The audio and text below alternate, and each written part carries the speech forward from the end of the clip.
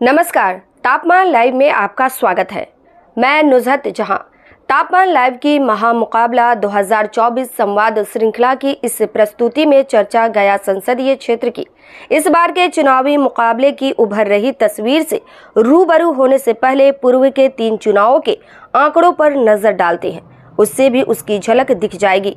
चुनाव के ये आंकड़े इस तथ्य की पुष्टि करते हैं कि गया संसदीय क्षेत्र में 2009 और 2014 में विरोधी मतों से हुए बिखराव का सीधा लाभ भाजपा को मिल गया था।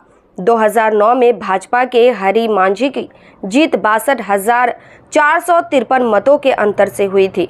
उन्हें 2,40,255 मत मिले थे, तो दूसरे स्थान पर रहे राजद प्रत्याशी रामजी मांझी को 1,83,802 मत, 64,902 मतों के साथ कांग्रेस के संजीव प्रसाद टोनी तीसरे स्थान पर अटक गए थे।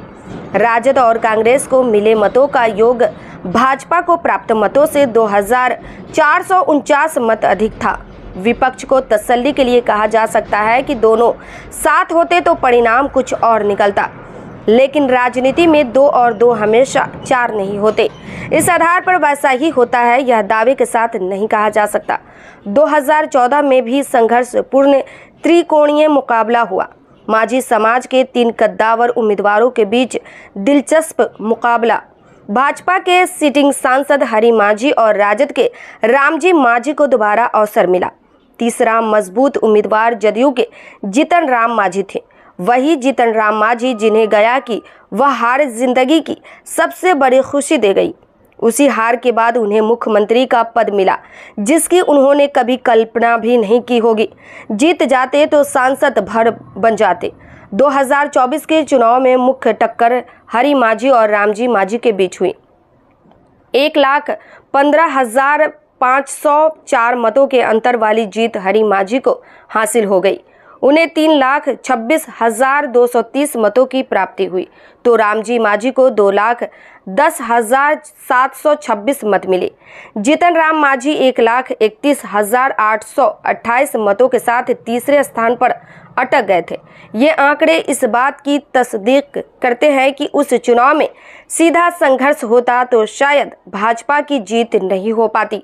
16,324 मतों से वह पिछड़ जाते, लेकिन 2019 में यह धारणा खुद ब खुद खंडित हो गई कि सामने सामने के मुकाबले में सत्तारूढ़ एनडीए जमीन सूंघ लेगा।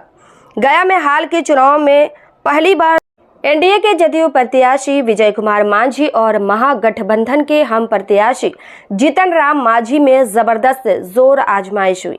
1,52,426 मतों के अंतर से जीत विजय कुमार मांझी की हो गई। यहाँ गौर करने वाली बात यह भी है कि 2014 के त्रिकोणीय मुकाबले की तुलना में 2019 के सीधे मुकाबले में एनडीए की जीत 36,922 अधिक मतों से हुई। विजय कुमार मांझी को 4,66,007 मत मिले, तो जीतन राम मांझी को 3,14,581 मत। जीतन राम मांझी की पार्टी हम उस महागठबंधन का हिस्सा थी जिसमें राजद और कांग्रेस के अलावा उपेंद्र कुशवाहा की उस समय की पार्टी रालोसपा और अति महत्वाकांक्षी मुकेश सहनी की पार्टी वीआईपी भी शामिल थी। जीतन राम मांझी इस बार भी हम के उम्मीदवार है, पर छतरी महागठबंधन की नहीं, एनडीए की है। उपेंद्र कुशवाहा भी एनडीए में है। दूसरी तरफ महागठबंधन की छतरी के नीचे राजद प्रत्याशी के तौर पर कुमार सर्वजीत ताल ठोक रहे हैं। अंतर यह भी है कि उपेंद्र कुशवाहा और जीतन राम मांझी एनडीए के साथ हो गए हैं, तो वामपंथी दलों की ताकत महागठबंधन से जुड़ गई है चुनाव के दृष्टिकोण से। इसके अलावा 2019 और 2024 के राजनीतिक हालात में और कोई बड़ा बदलाव नहीं दिखता। हालांकि जाति आधारित सामाजिक समीकरण अंगड़ाई लेता नजर आ रहा है। हालात ऐसे ही रहे तो कोई गुल भी खिला दे सकता है।